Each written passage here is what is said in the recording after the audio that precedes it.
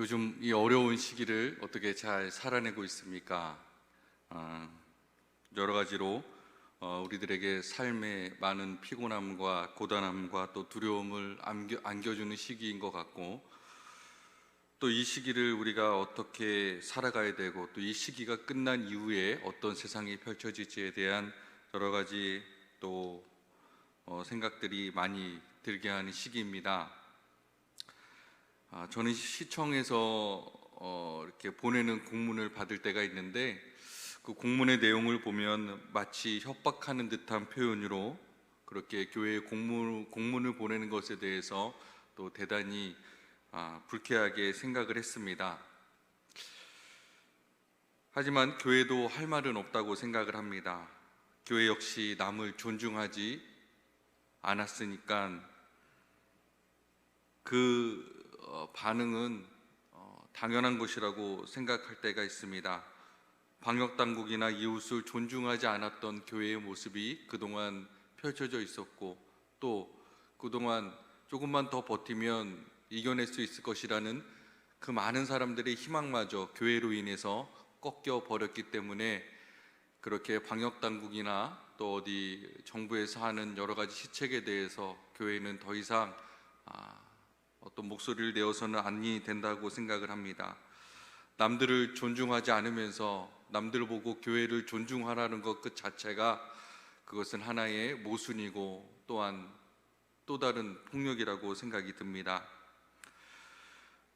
아주 흥미로운 조사 결과를 보게 되었는데요, 지난 5월에 다시 모여서 예배를 시작한 이후에 8월 26일까지 집단 감염 사례 통계를 보니까 이슬람 종교 행사 관련 6명, 사찰 관련 92명, 성당 관련 0명, 교회 관련 1681명이 집단 감염 사례를 보였다는 통계를 보았습니다. 십자가에서 예수님께서 우리를 위해 죽으심을 당하셨죠. 자, 그 죽으신 이유와 목적이 무엇일까요? 디도서 2장 14절의 말씀에 보면 이런 말씀이 있습니다. 그가 우리를 대신하여 자신을 주심은 모든 불법에서 우리를 속량하시고 우리를 깨끗하게 하사 선한 일을 열심히 하는 자기 백성이 되게 하려 하심이라라고 기록하고 있습니다. 즉, 예수님께서 십자가에 달려 죽으신 이유는 우리로 하여금 깨끗한 마음으로 선한 일을 열심히 하는 자가 되게 하려 하심인데, 여기서 선한 일이라는 것은 다른 누군가의 삶에 보탬이 되고 유익이 되고 다른 이들의 삶을 기름지게 한다는 뜻을 가지고 있는 것입니다. 그렇다면 지금 이 시기에 우리가 무엇을 해야 될까요? 우리도 지금 선한 일을 열심히 해야 되지 않을까라는 생각을 해보게 됩니다. 우리 사랑하는 청년들이 여러 가지 어지러운 상황 속에 있지만 무엇보다도 선한 일에 최선을 다하며 그렇게 살아가는 우리 청년들이 됐으면 좋겠습니다.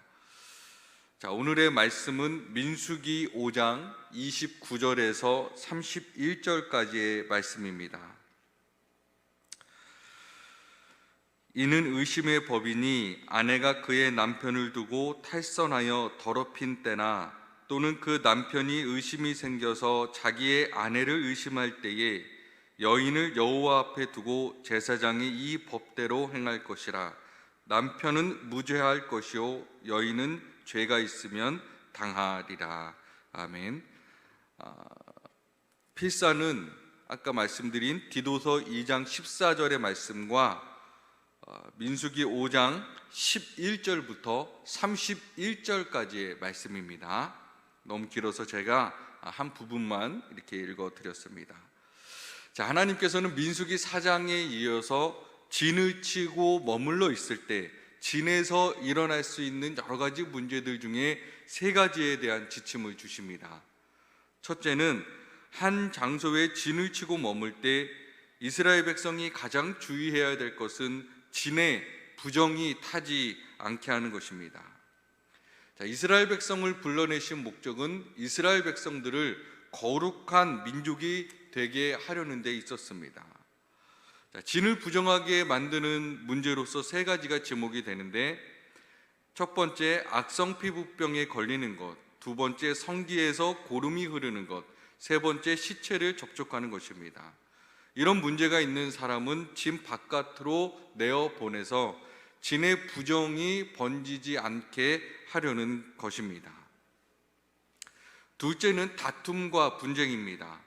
그런 일이 일어나지 말아야 되지만 만일 일어났다면 잘못한 사람은 피해를 입힌 사람에게 사과하고 입힌 피해의 20%를 더 얹어서 보상해 주어야 합니다. 6절과 7절의 말씀에 잘 나타나 있고요. 만일 피해자를 대신하여 보상받을 친척이 없다면 그 보상액은 속죄양과 함께 제사장에게 바쳐야 됩니다. 자, 세 번째로 간음에 대한 문제에 지침을 주십니다. 자, 이 부분이 가장 긴 지면을 할애하고 있는 부분입니다. 그런데 11절부터 31절까지 기록이 되어 있는데 이 부분을 읽어보면 상당히 재미가 있습니다. 자, 그 내용을 잠시 소개시켜드리면, 만일 어떤 남편에게 아내가 간음했다는 물증은 없지만 심증이 있을 때 그 남편은 아내를 제사장에게 데리고 가서 아내의 몫으로 보리가루 10분의 1 에바를 제물로 드립니다. 제사장은 그 여인을 주님 앞에 세웁니다. 그 여인의 머리채를 풀게 한 다음에 거룩한 물을 오지 그릇이라는 데 이렇게 떠서 성막 바닥에 흙을 탄 다음에 한 손에는 그 오지 그릇을 들게 하고 또 다른 한 손에는 남편이 바친 곡식 제물을 들게 합니다.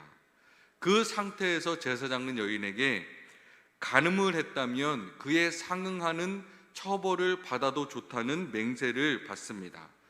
그런 다음에 제사장은 저주의 말을 글로 써서 여인이 들고 선 물에 담가 씻습니다.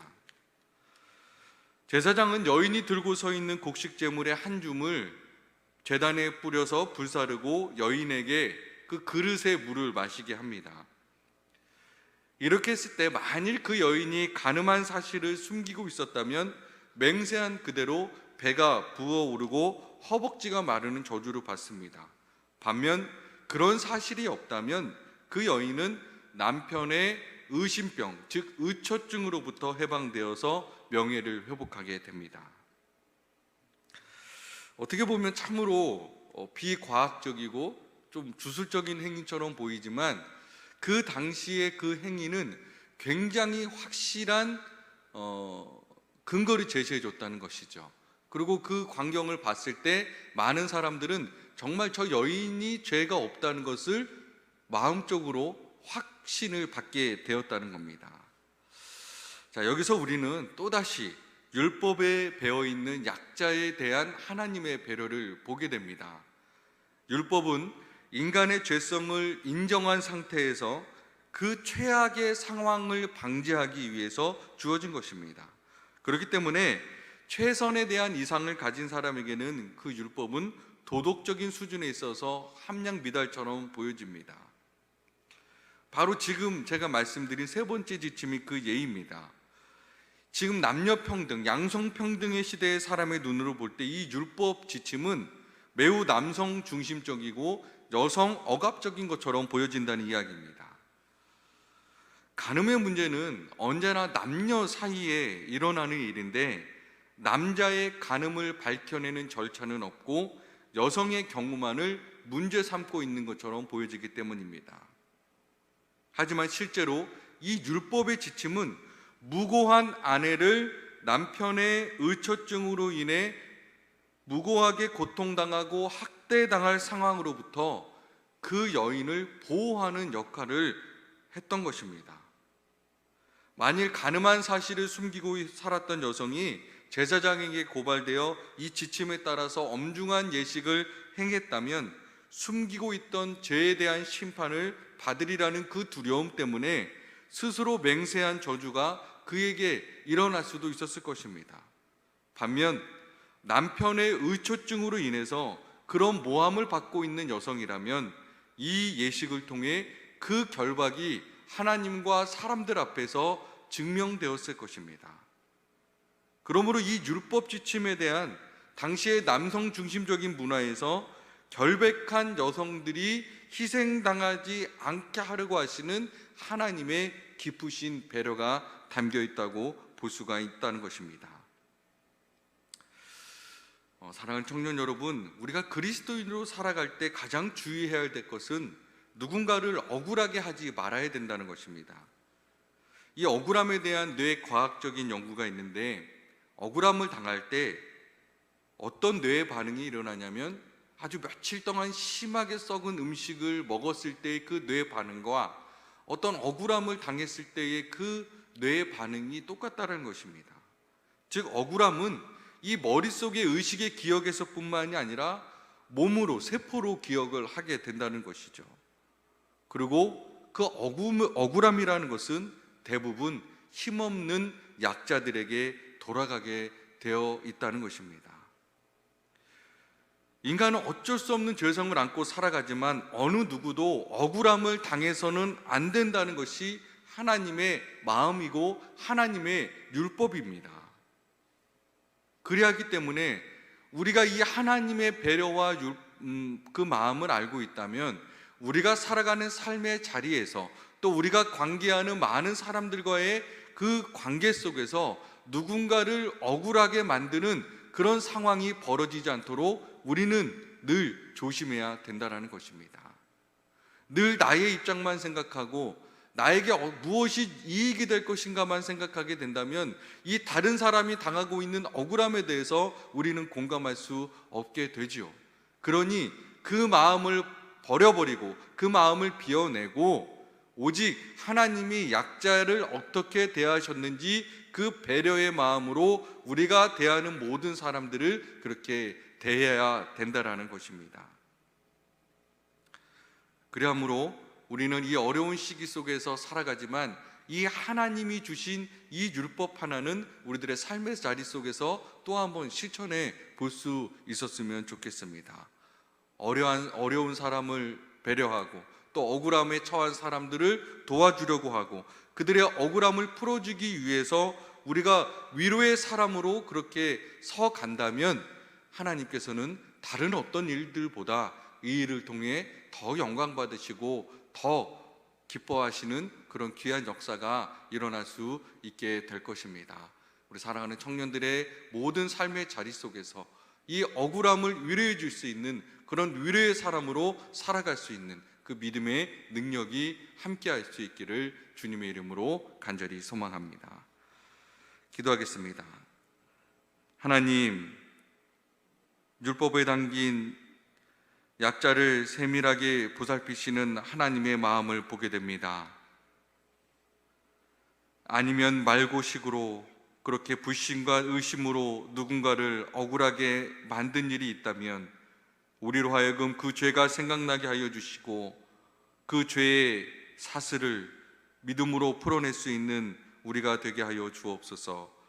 우리 모두가 약한 자들을 믿어주고 신뢰하는 그 신뢰의 길을 만들어가는 사람들이 될 수 있도록 인도하여 주시고, 혹여라도 우리들과 살아가는 많은 사람들의 관계 속에서 그 억울함으로 인하여서 울부짖고 힘겨워하는 이들이 있다면 그들의 억울함을 풀어주고 그들의 마음을 위로해 줄 수 있는 위로의 사람으로 우리가 세워질 수 있도록 주님 인도하여 주옵소서. 우리를 통해 억울한 사람들이 그 마음의 위로를 받고 치유를 누리고 온전히 회복되어질 수 있도록 우리 모두를 주님의 선한 도구로 사용하여 주옵소서. 사랑하는 청년들 모두 어려운 상황을 살아가고 있습니다. 참 두려움도 앞서고 걱정과 염려가 우리의 마음을 뒤덮을 때가 있습니다. 그러나 주님, 이러한 때일수록 기도함으로 말씀으로 이 어려움을 이겨나가게 하여 주옵소서. 우리 모두가 주님의 능력과 주님의 사랑으로 이 모든 어려움을 이겨내고 주님께서 우리들에게 허락하여 주시는 그 영광에 이를 수 있도록 주님 함께하여 주옵소서. 예수님의 이름으로 기도드립니다.